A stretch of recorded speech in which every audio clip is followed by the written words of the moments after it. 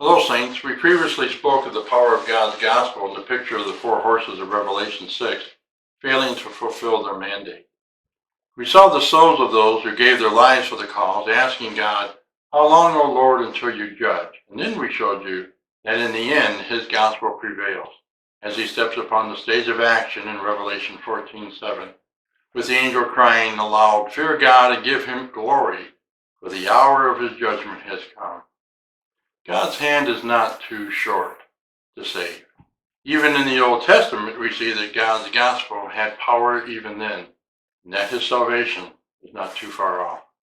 The scripture reads, "Behold, the Lord's hand is not so short that it cannot save, nor is his ear so dull that it cannot hear." Isaiah 59, verse 1.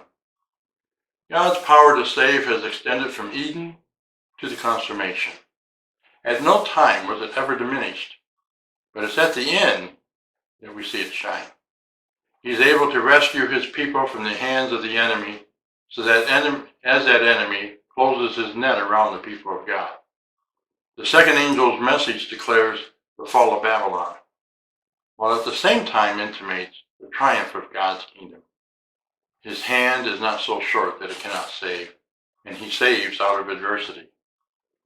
During the last 7 bowl plagues, we see Satan imprison God's remnant people during the great tribulation.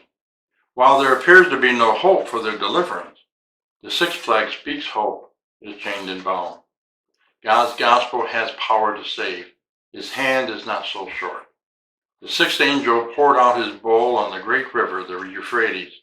Its water was dried up, so that the way would be prepared for the kings from the east. Revelation 16, verse 12. King Cyrus diverted the waters of the Euphrates River to dry up the riverbed that ran through the city of Babylon so that his army could enter, thereby resulting in the release of the captive Jews and their returns to Judah and Jerusalem. In other words, the drying up of the river spelled deliverance for God's people, as it prepared for the coming kings from the east to deliver them. Likewise, in the last days, God's people held captive by the end-time Babylon will be delivered by the drying up of the river. We must remember that John is using the language of the past to write about the present and the future in the book of Revelation. He writes in symbols. So we need to ask, what does the river Euphrates mean in Revelation 16:12? What is being dried up? The waters that the harlot sits upon in Revelation 17, verse 1, is described in verse 15 as peoples and multitudes and nations and languages. So let me add this. The waters being dried up are not just people in the general sense. I believe they represent a specific category of people, which is those who are the enemy of God's people and of God.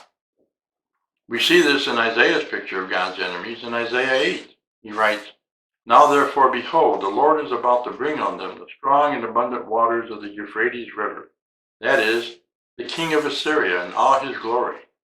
And it will rise over all its channels and go over all its banks. Then it will sweep on into Judah. It will overflow and pass through. It will reach as far as the neck, and the spread of its wings will fill the expanse of your land, Emmanuel."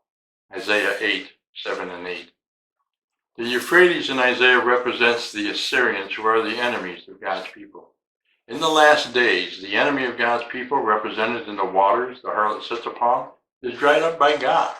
So what we see here is a drying up of God's enemies, so as to prepare for the release of his people.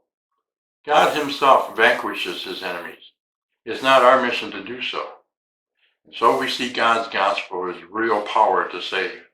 We see that his hand is not too short to accomplish his purpose, even in the face of what only appears to be defeat, as seen in the 4 horses or the bondage of God's people by end-time Babylon. God will prevail, and by this, so will his people. So carry the power of God's gospel into the world today with confidence, even in the face of apparent defeat. Be the light the world needs to see so much, even in the face of demise. Keep the light shining. We have been blessed by God's power, so go and be a blessing to others.